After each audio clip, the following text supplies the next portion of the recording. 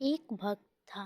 वो रोज बिहारी जी के मंदिर जाता था, पर मंदिर में बिहारी जी की जगह उसे एक ज्योति दिखाई देती थी। मंदिर में बाकी के सभी भक्त कहते, वाह, आज बिहारी जी का श्रृंगार कितना अच्छा है, बिहारी जी का मुकुट ऐसा, उसकी पोशाक ऐसी। तो वह भक्त सोचता, बिहारी जी सबको दर्शन देते हैं, पर मुझे क्यों केवल एक ज्योति दिखाई देती है। हर दिन ऐसा होता है। एक दिन बिहारी जी से बोला, ऐसी क्या बात है कि आप सबको तो दर्शन देते हैं, पर मुझे दिखाई नहीं देते। कल आपको मुझे दर्शन देना ही पड़ेगा। अगले दिन मंदिर गया, फिर बिहारी जी उसे जोत के रूप में दिखे। वह बोला, बिहारी जी, अगर कल मुझे आपके दर्शन नहीं दिए तो मैं यमुना जी में डूबकर मर जाऊंगा। उसी रात में बिहारी जी एक कौड़ी के सपने में आए, जो कि मंदिर के रास्ते में बैठा था, और बोले, तुम्हें अपना कोढ़ ठीक करना है। वह कोढ़ी बोला, हाँ भगवान। भगवान बोले, तो तुम सुबह के मंदिर के रास्ते में एक भक्त निकलेगा, तुम उसके चरण पकड़ लेना और तब तक मत छोड़ना जब तक वह ये ना कह दे कि बिहारी जी तुम्हारा कोढ़ ठीक करे। अगले दिन वह कोढ़ी रास्ते में बैठ गया। जैसे ही वह भक्त निकला, उसके चरण पकड़ लिए और बोला, पहले आप कहो कि मेरा कोढ़ी ठीक हो जाए।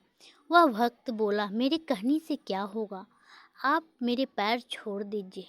कोढ़ी बोला, जब तक आप ये नहीं कह देते तो बिहारी जी तुम्हारा कोढ़ी ठीक कर सकते हैं, तब आपके चरण छोड़ूंगा। भक्त वैसे ही चिंते में था कि बिहारी जी दर्शन नहीं दे रहे, ऊपर से ये कोढ़ी पीछे पड़ गया, तो वह झुंझलाकर बोला, जाओ बिहारी जी तुम्हारा कोढ़ी ठीक करे, और मंदिर चला गया। मंदिर जाकर क्या देखता है, बिहारी जी के दर्शन ही रहे हैं। उसने बिहारी जी से पूछा, अब तक आप मुझे दर्शन क्यों नहीं दे रहे थे। भगवान मुस्कुराते हुए बोले, तुम मेरे निष्काम भक्त हो, तुमने आज तक मुझसे कुछ नहीं मांगा, कभी कोई स्वार्थ नहीं रखा। जब कुछ मांगा ही नहीं तो मैं क्या मुँह लेकर तुम्हारे सामने आता। ये जो अन्य भक्त आते हैं वे कुछ न कुछ मांगते रहते, धन, संतान, सुख, वैभव। तो मैं उन्हें दर्शन देता हूँ क्योंकि वे मांगते हैं और मैं दाता हूँ।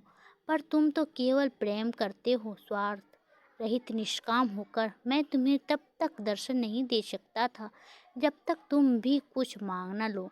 आज तुमने पहली बार, भले ही परीक्ष रूप में, उस कोढ़ी के लिए मेरे नाम से कुछ मांगा, इसीलिए आज मैं तुम्हें दर्शन देने आया हूँ।